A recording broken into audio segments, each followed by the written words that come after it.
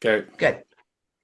Let's try this again. Megan, welcome. I'm going to spotlight you. Okay. And there we go. It worked. Oh, Hey, for fabulous. winning. Thank you.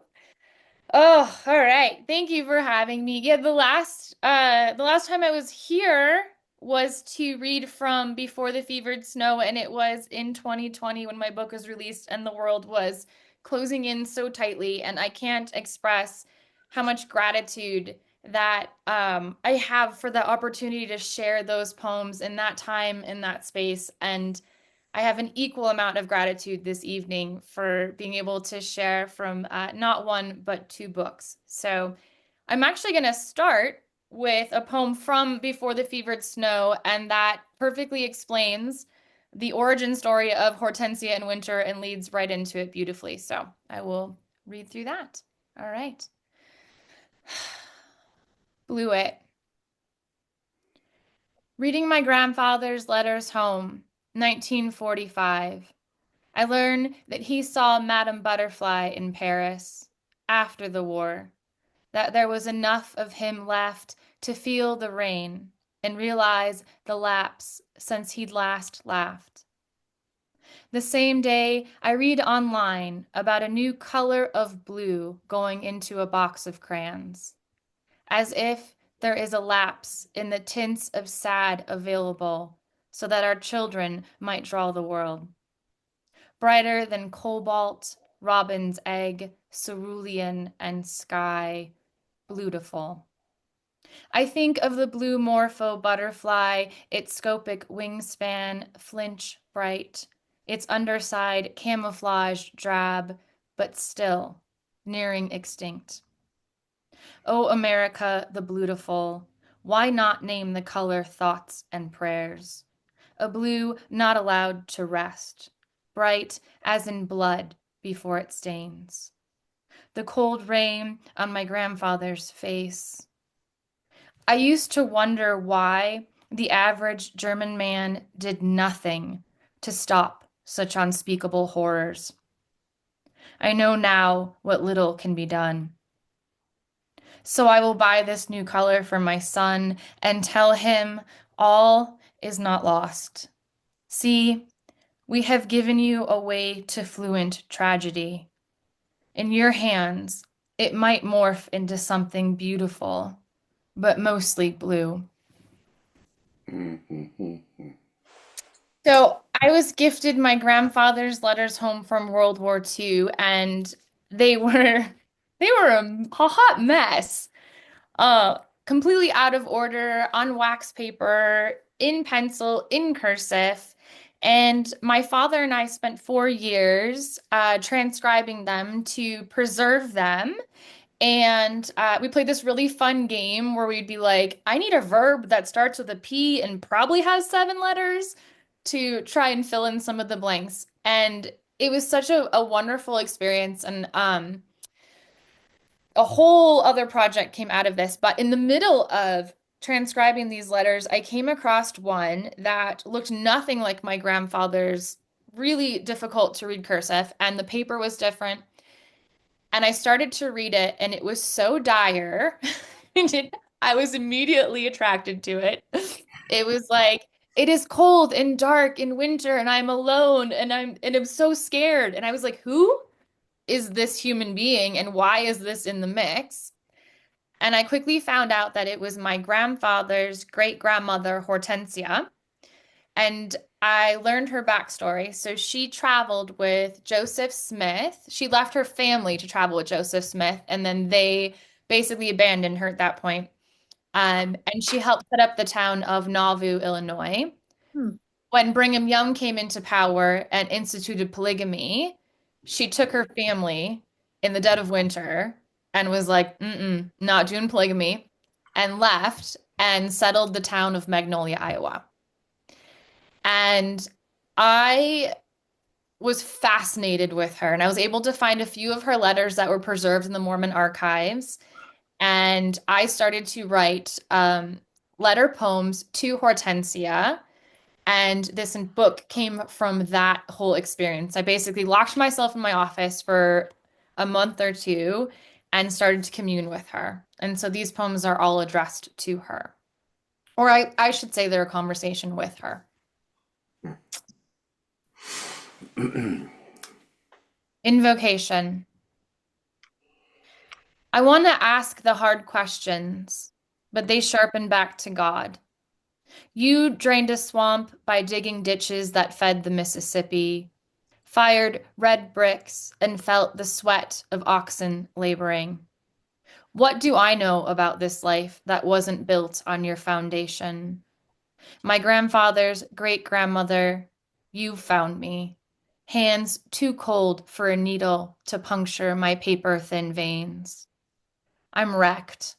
I'm closed into a winter that doesn't answer, all bones and chapped prayers. Maybe I found you. Maybe the only thing that matters is what comes after the last word.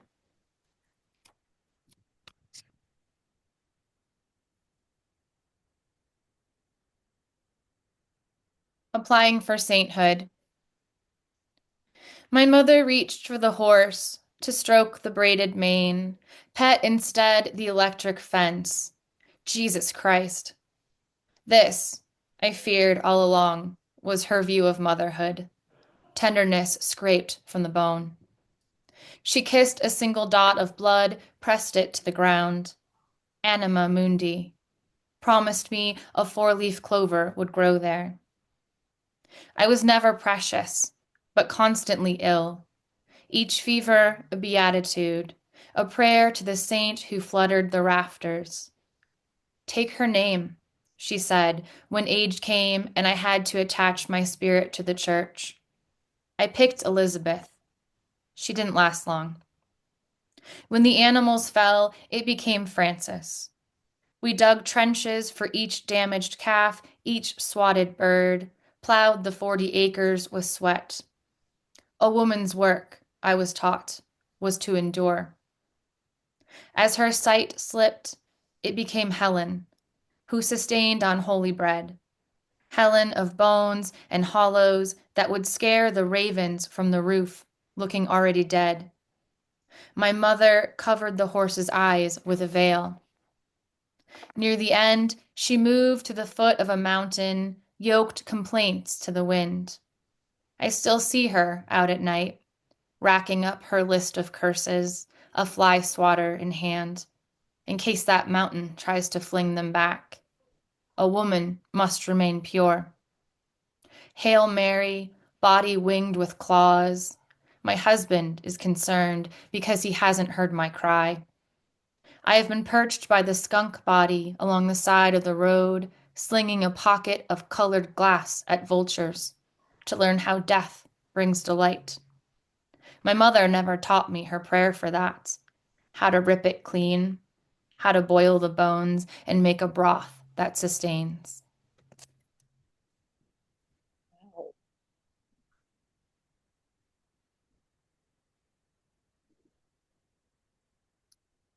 Score. Ravens scrounge trash from the neighbor's bin, then rise haphazard. The sun glow traces roofs and chimneys umber, a harbinger. What notes still play in my blood? What warnings? I imagine you looking at a fogged mirror, the shadow banks of the Mississippi, your husband's back rising and falling into sleep. A good wife. That's what holy means. I am all out of tune. When you had the choice to take a sister wife, did you hear the alarm of ravens as A sharp minor, a triad not suitable for composition? Here, the ravens mimic a wolf's howl, draw them to the carcass, trick them into the tough work of tearing the flesh with their teeth, then dive.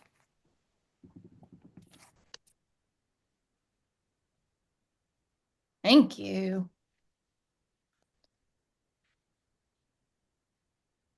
Winter. I was told to never write about the moon, so I'm calling it winter. A gunshot of hours, a boarded house in the woods, cicada bodies sleepless in their transparency, their shed. I sweep them under floorboards. Burial is a crosshatch of dirt over dreams. I pretend I'm sleeping under animal skin, even though I'm squeamish at the sound of twigs snapping. A marching band. I tried, for a whole year, to avoid every living thing along the path. Then love. A heavy shoe, a flannel shirt over a chair. I watched him shave, the blade, a moon, glint, dying grass, a soda can crushed in an empty room. Sweet rust, the brocade of it, tempting everything I taste to wisp. Webs strung high in the corners, this bow, this violin light. I'll share one more from this collection and then turn it over to Stork for a few.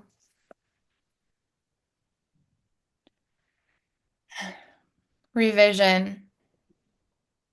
The great saints were painted thick, layered gold, impasto, but women's voices weren't allowed to blaze that bright.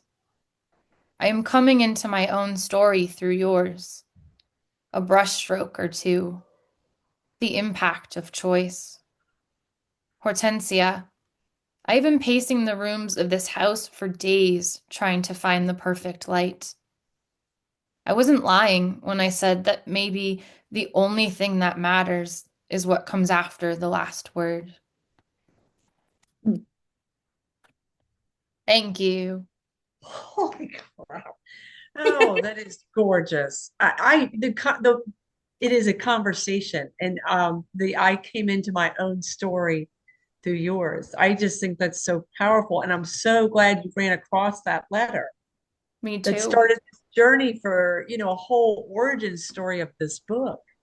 If people want to unmute and just take a moment to say, oh, somebody wrote in the chat section, there's too many good lines to even keep. I stopped trying. I just realized I can't. I wanted to put things down so I didn't forget them. And then I'm like, okay, we're just going to sit. It was so gorgeous.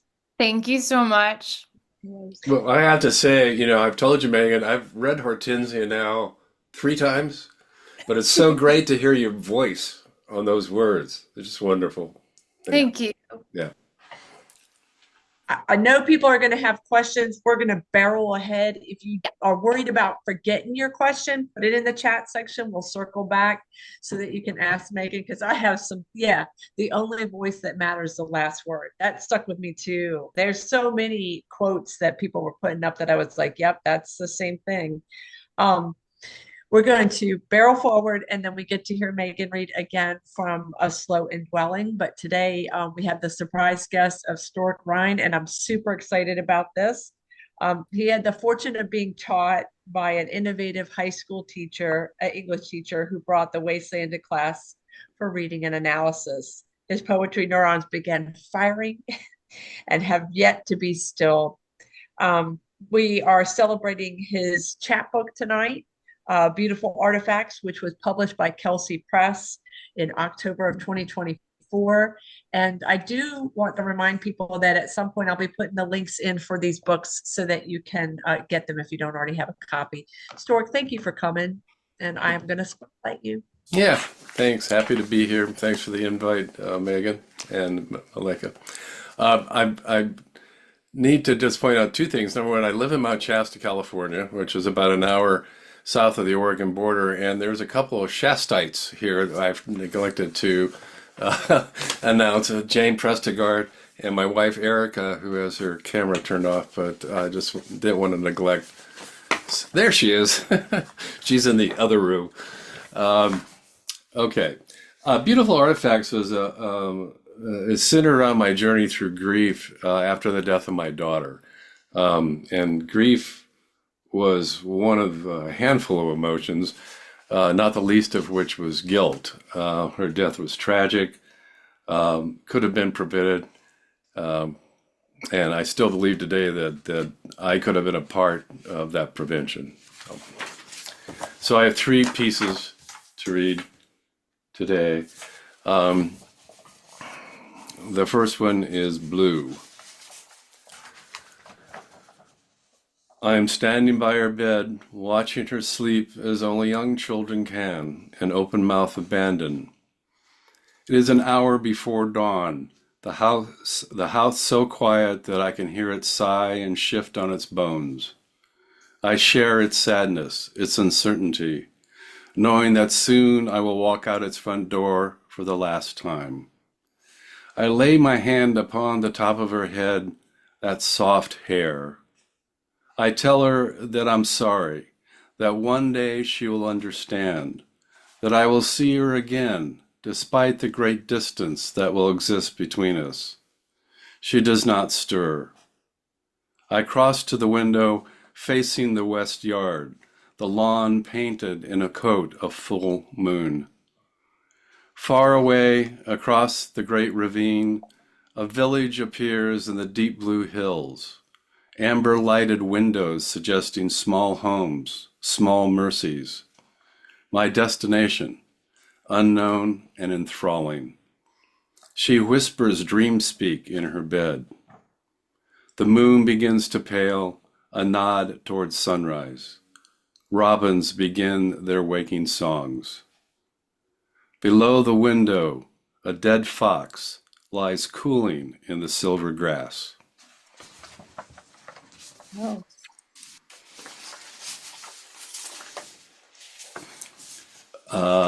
The second one is Broken. I stand across from my childhood home under a street lamp's sallow light, clenching and unclenching the handle of the knife pocketed in my winter coat. Snow on the ground, a mist of rain. A few leaves on skeletons of trees agitate in the wind, soon to succumb to shear vectors and gravity. I bend old memories into words that drop into my hands, wring as much truth from them as I can, examine the bones that remain. His bones are my bones. My father shuffles like a shadow between rooms in the house, now fronted by a dilapidated porch and a screen door that hangs listlessly from one hinge. There's only one shadow now. My mother left the only man she would call husband 10 years ago, worn down by the broken things in her marriage: washing machine, toilet, weed-infested yard, a love crushed by his anger. They met under the ochre arch next to her high school. She was so young. He was so married. She never stood a chance. Self-emancipated years later, she escaped to a small, sunlit apartment that was a joy to visit. We cooked meals together. I read her poetry. Everything worked. Now I wait until the lights begin to turn off. First in the living room, stuffed with boxes of old magazines and a TV with a cracked screen.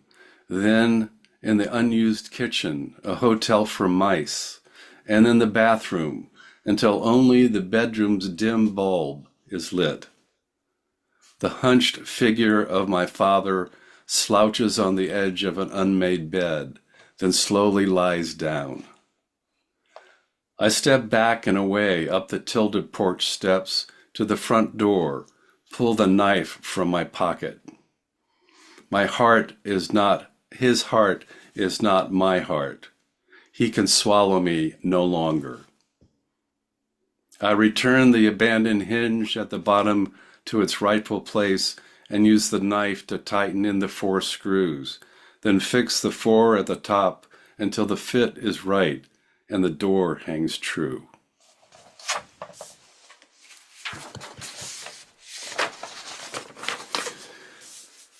Thank you.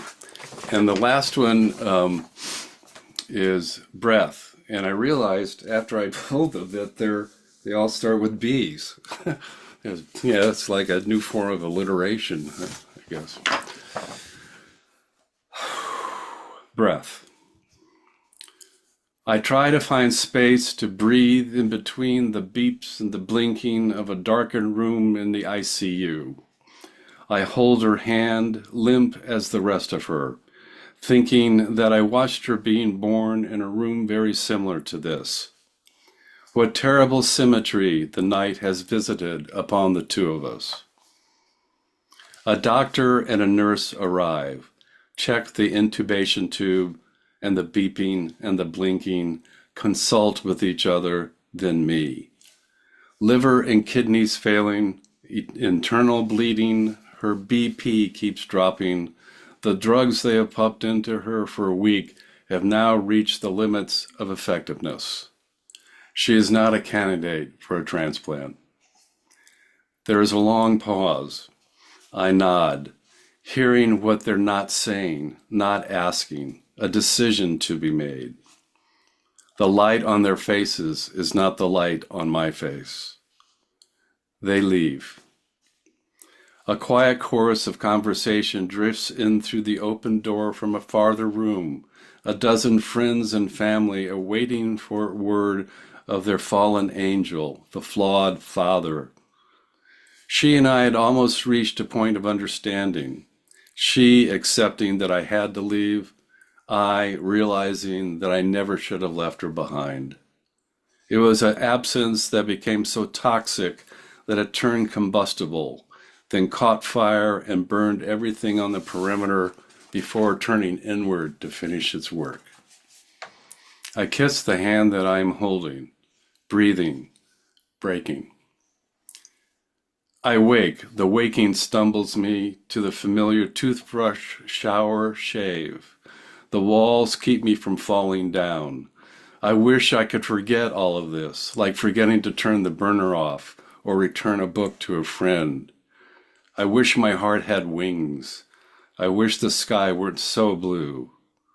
Walking November's frost-blasted garden, I search for the makings of soup. Thyme, rosemary, a few smooth stones. Thank you. Thank you. Oh, Stork, that was just amazing, and I admire the vulnerability, and that last poem has wrecked me. Thank you. Thank you. Oh, Megan, thank you for bringing Stork here. And I can't wait for y'all to see the chat sections because holy cow. Yeah, it's powerful and vulnerable, very real and beautiful, and how grief all touches all of us. But so often I think we don't get a chance to just have that space to describe it, to feel it. And somebody wrote they feel this in all parts of their bodies, and I think that was very tangible. Megan, I'm coming back to you, and I wanted to remind people I did put in where you can immediately go get these books, and also let you know that both of them have websites. If you want to, go read more about their work, please visit. And Megan, coming to you. There we go. Gotcha. And I would be remiss in not mentioning that this young lady on the screen right here, Megan, was my editor, and the book never would have seen the light of day if it hadn't been for her. Thank you. And that's a very good reminder that that's one of the things that Megan offers that is invaluable, I think, for us as writers, because it helps us have, somebody's assistance with putting our vision out there and tuning it. And yes, we write in solitude, but so much of my rewriting is done as a collaboration in the sense that it's people seeing what needs to go or be pushed or where to stop. So thank you, Megan, because that was some powerful poems. Stork's work is awesome. So his book, Beautiful Artifacts, is available through Kelsey Books. It is absolutely gorgeous, and I had the pleasure of working with him on refining these poems, and highly recommend adding that to your Christmas list. So giving you a shout out. Yeah, I appreciate that. Thank you for the visual. No problem. I'll be your PR person. Yeah. So I'm going to share just 3 poems because I cannot wait to hear your voices in the open mic. So I'm going to share 3 poems from A Slow Indwelling. It was just recently released with Small Harbor Publishing. And unfortunately, Luke Johnson can't be with us this evening to add his voice to the chorus of these poems. But this is a continued conversation with Luke in poem form. And we spent about a year writing to each other about all things parenthood, life, art, love of the world, struggles, grief. You name it, it's in here. And I would also suggest picking one up as a Christmas present. Yes. So I'm just share just three poems from here, but And Megan, could you throw up yeah, Hortensia? The absolutely. Yeah, there we go. Okay. Here's the old gal. And I love this cover art with New American Press. The graphic designer who works there is a brilliant artist and created this cover design. And I couldn't be more in love with this book. So very grateful. Yes. And I did the cover art for Slow and Dwelling, so also a fan of the cover art of this book. All right. Crown Shyness. Have I told you yet how much I love the hawk light, the crown shyness of trees, the almost touch, if not more than the moment of and moment after? I love scraping a black pen through damp paint, so it almost reads, and the shade of blue that can't be pinned into an hour. E. E. Cummings said twice, I have lived forever in a smile. And Zelda Fitzgerald said, I remember every single spot of light that ever gouged a shadow beside your bones. Some quotes are glyphs, others blood cuts. We don't often empty the bottle, one-upping each other with beautiful almosts.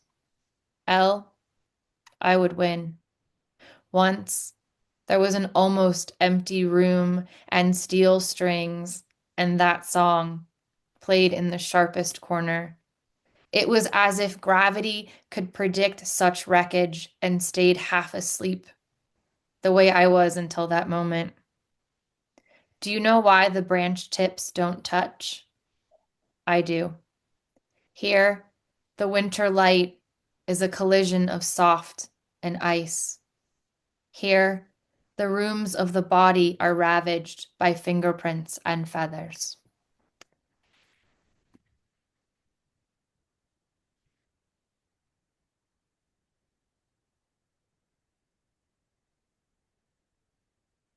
I explain absence to my husband. There will be a day when I sit and write with fever. I mean fervor. And again, language betrays me, shanks the possibility of reaching another. Every specialist we've seen has said, in order to understand the ailment, you must first explain. My son refuses to leave the car while the other mothers honk in line, his hysterics rooted in feeling cold. I have shivers, he explains, which in the foreign wiring of his brain could mean hunger or pain or a tap of doubt that he is enough for this day. The weather warm, his body armored in snow gear. I buckle him back in and try to remember the lyrics to a song he's been humming for weeks. The one I've been blurring to keep room in my head for what exactly, I don't know.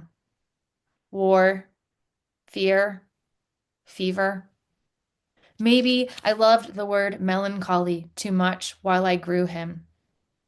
L, maybe language is the one thing that allows me to carry the blame. I sing the words wrong and wrong again. In his letters home from war, my grandfather wrote about how, under a ceiling of streaming ammunition, the soldiers played broken instruments terribly, his fists unable to unfurl.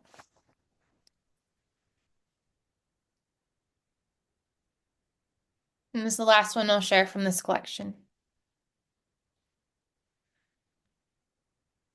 What do we do when the black hole comes? My son asks before the hours lighten.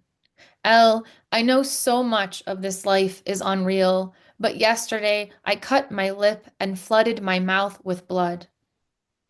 I read about parents who chew food, then mama bird it into their babies' mouths so they won't choke.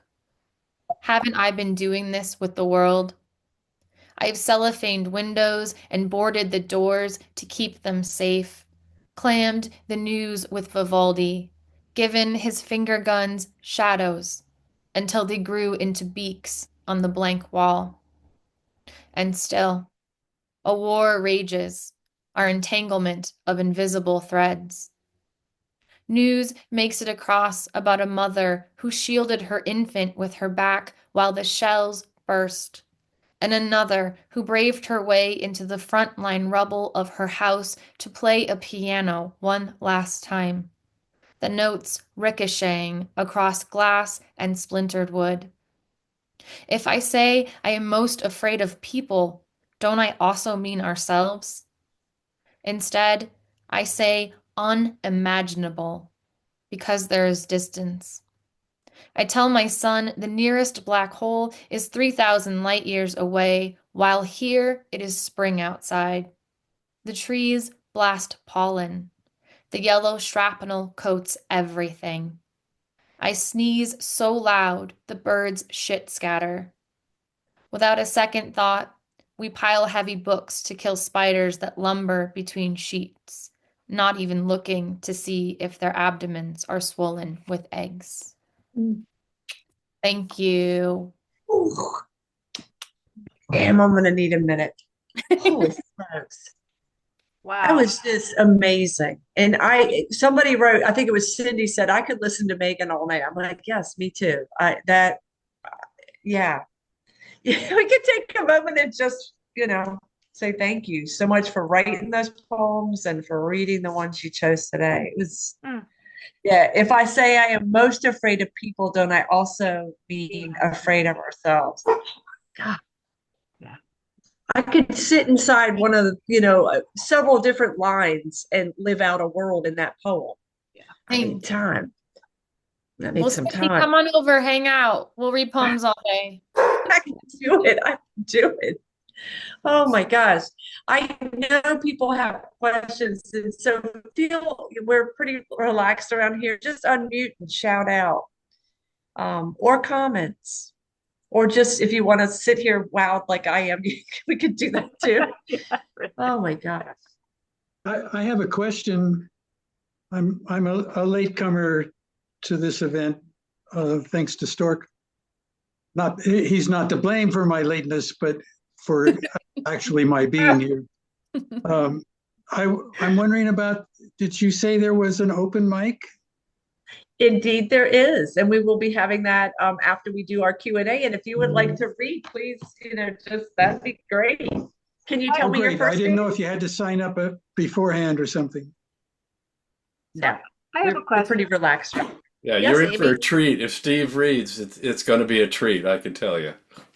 I have a Fabulous. question. For actually both poets, but I'll start with Megan. When you were starting the letters with your dad and about Hortense, at that point, were you aware you were researching for a project? No, I think I was hopeful that Mhm. something would come from it. And actually what I ended up doing, my grandfather's letters home were actually gorgeous. And then what he Oh, right. did Yeah.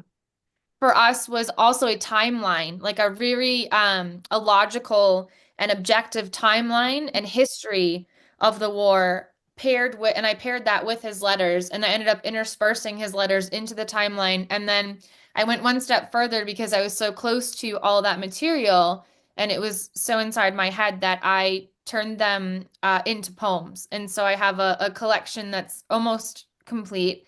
And it's all his words, but it's his entire war history in poetry form. Kind of like, would that be a cento of sorts or You know, Yeah, I'm not quite fascinating. sure what it's classified as. There's not really a precedent for it, but Yes, and thank you. And Stork, I under I know something about writing after writing from grief. Um, I know we each have our own process.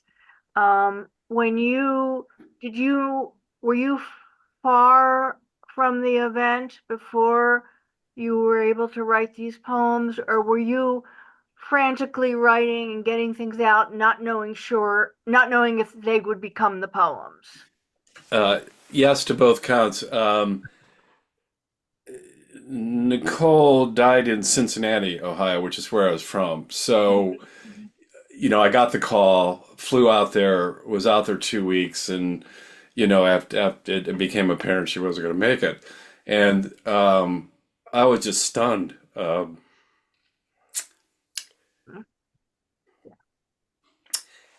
And I made it back home, and I wrote for a week. Mm-hmm. Um, it was a lot of rage and anger, and of Mm-hmm. course sadness. And then things started to settle down a bit, but I was writing a lot. But it was in with no particular direction or thought or format. Did you have the same thing, Amy? Something like that? Oh, well, this is not my time, but I will say yes. I Yeah, was feverish and I would right. get up in the middle of the night and Yeah, I couldn't stop it. I didn't know what it was going to become. right. And so I mean yes, that first year was kind of lost. I don't remember anything about yeah. that first year. And then after, she's been dead for be 19, 15 years coming up. So it's been a while. So after 2 or 3 years, things started to settle down. I continued to write. Hmm. And then about 4 or 5 years ago, I started writing with more intention and writing poetry rather than writing about her death, which is different. It's a little bit different. And then a little over 2 years ago, I hooked up with Megan and we started doing some work together. And it became apparent that I had enough work there to start organizing a book. So then things became more focused, and then I started writing for the book. So it had these stages Of of course. just, going crazy and just having to write because I didn't know what the hell was what was going on. And then it settled down. I did some more, and then it became more and more refined as time went along, and I could get some separation and distance from it because you can't really write when you're in that space. I mean, not write coherently to the point where you would, I didn't even share it with anybody. It was just so intense. And then it kind of settled in this place where, and the book, when it came out, was extraordinarily cathartic. Of course. Yes. Just, No, thank you. Thank you. yeah.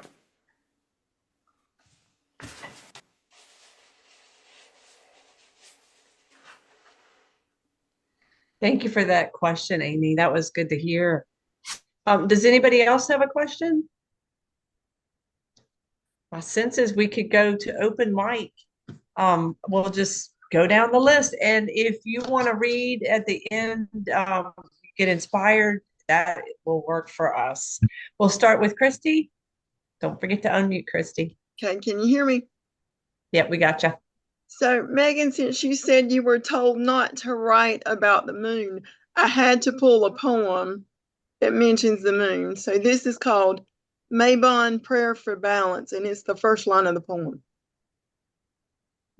Mabon Prayer for Balance, because otherwise I don't have a leg to stand on.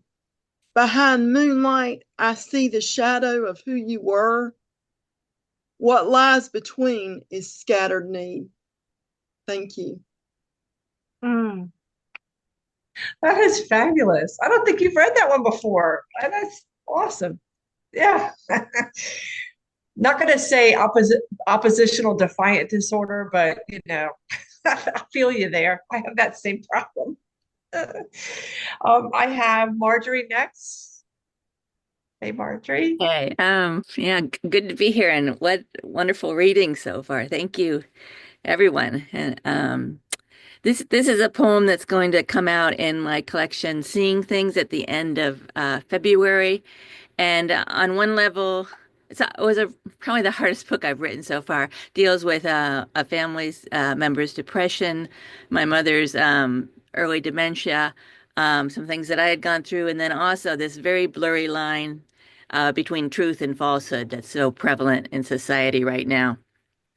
But this, on one level, this poem is about the July 2018 Thailand cave rescue. And so many of you may remember when the soccer boys were trapped. But it's also about the fear we have of not being able to protect our children always.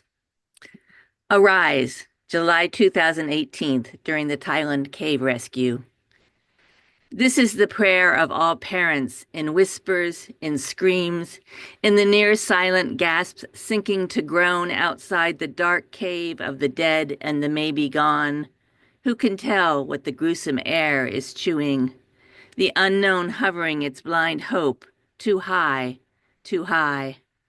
This is your language, this mine lament swirling the undercurrent of belly, twisting the tunnel's neck into blind holes, dead ends, while the now maimed but still living parents beg, arise, come forth.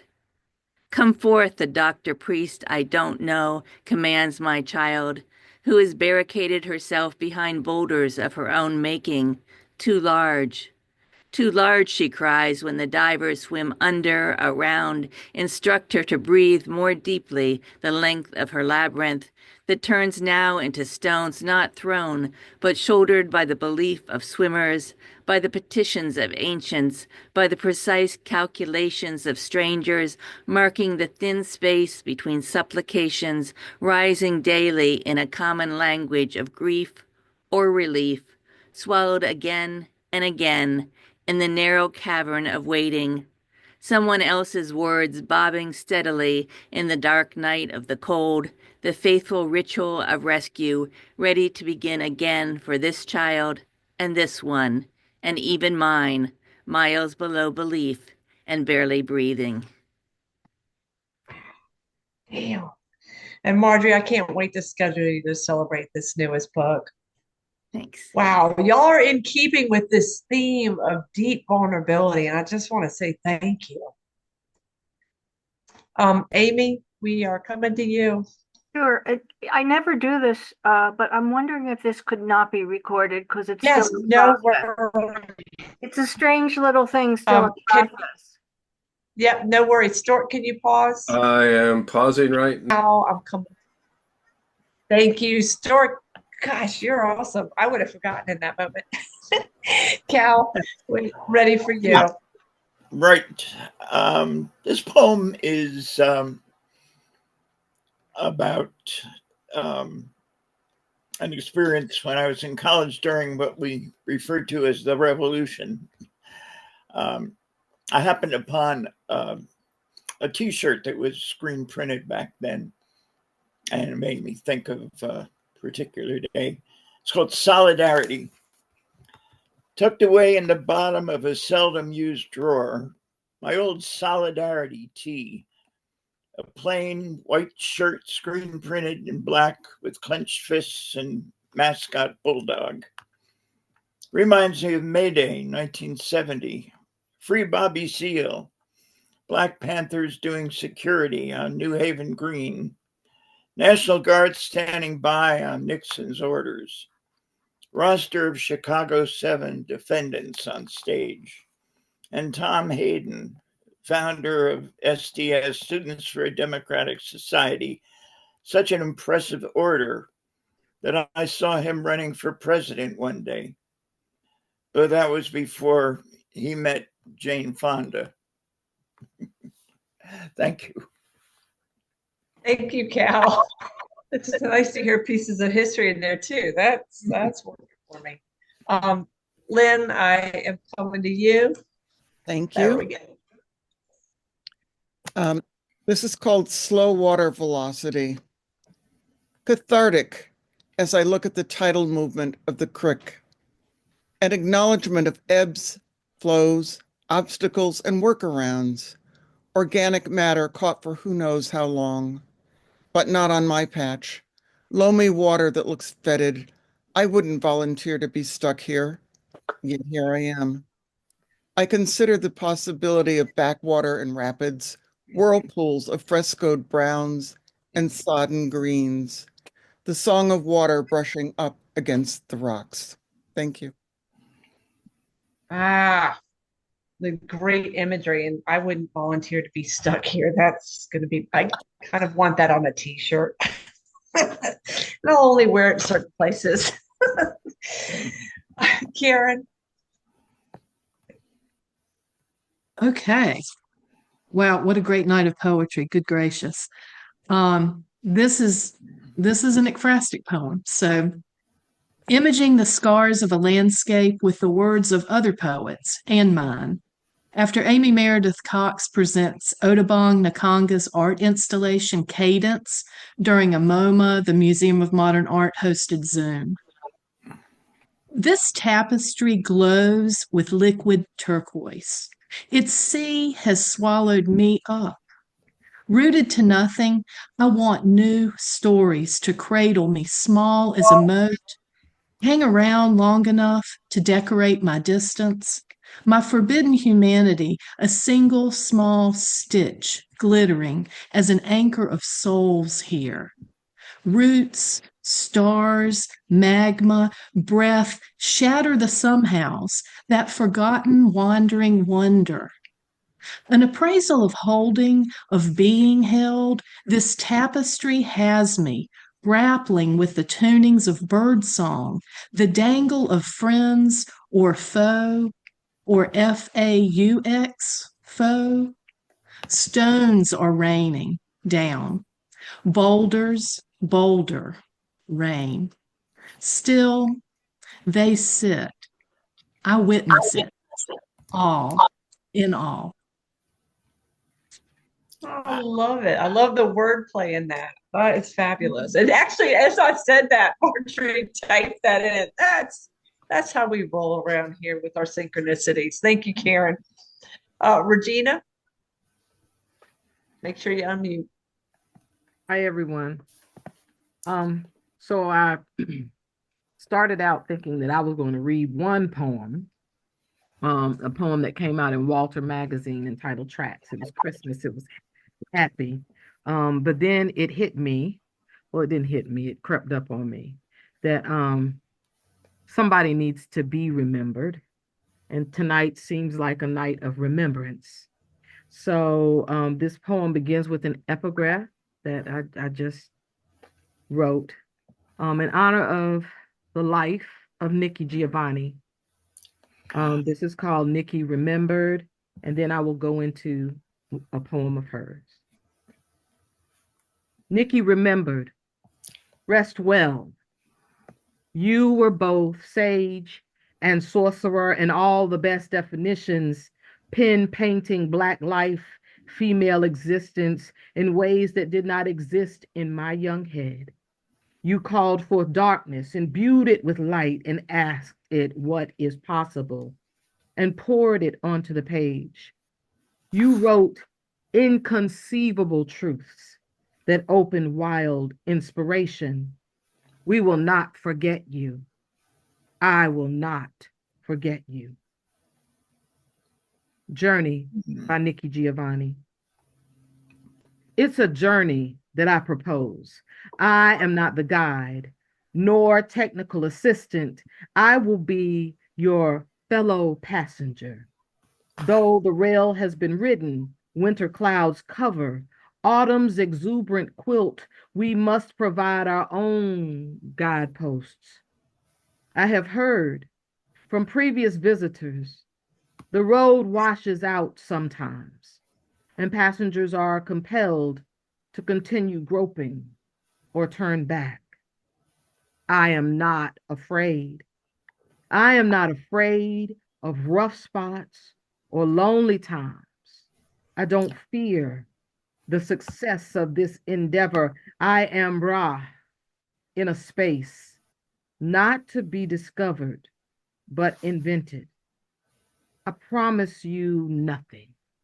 I accept your promise of the same. We are simply riding a wave that may carry or crash. It's a journey and I want to go. Oh, perfect poem to read. Thank you, Regina. Huge loss. Really glad to hear that poem. Laura, don't forget to unmute. Almost did. Okay, this is a weird little poem I wrote during a little session with Angela Driven, and we were using tarot cards at the time. So this is called Tarot Time. The moon keeps turning up, and I fear the tower. Someone killed hope, and I haven't yet figured out how to mourn it.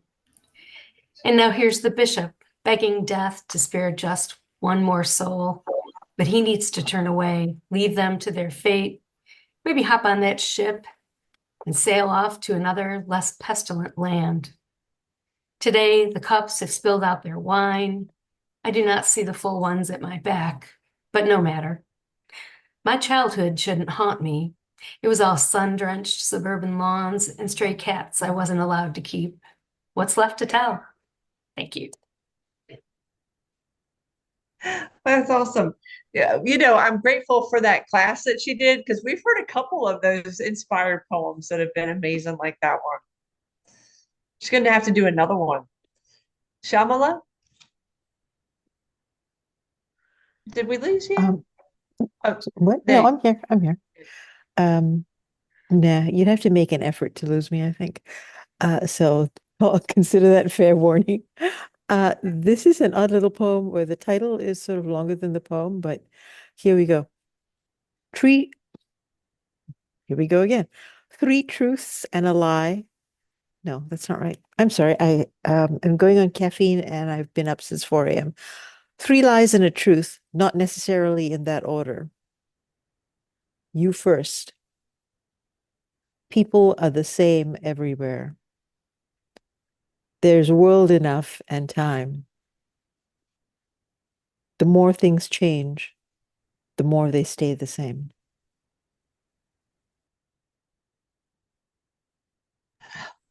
You're going to stall me out with that. My brain is going to be going over and over and over again. Thank you for that, Shamala. And I would never want to get rid of you. I would be so sad. That's one of the blessings of our Thursday group is that you started coming. Thank you. Cindy? And then I have Steve. Okay. Well, Yes. Malaika mentioned my book, so I may as well read the title poem from it. It's short. It's called Telling You Everything. It was published by Unleash Press 2 years ago. The title poem, Telling You Everything, starts with an epigraph by Charles Simic, who said, "Be brief and tell us everything." So that's what I tried to do. And I have to say, this book is filled with moon poems. Sorry, Megan. Okay, Telling You Everything. I am all moan and bone and dangling participles. I am all pipes and drums, but no voice box. My body is hamstrung and jagged. I am a belly full of barren. These days, I have become nothing but chocolate bars and razor blades. I love that title poem. It's the perfect one for that collection to set the tone. Oh, it's so good. Yeah, make sure you check in the chat section, guys. I just looked over and I know that each poet has got comments there that I don't want you to miss. Steve, I have you next. Thank you. Well, Megan, you never told me not to write a poem about the moon. I think you feel about the word moon as I probably feel about the word soul. I can do with less of it.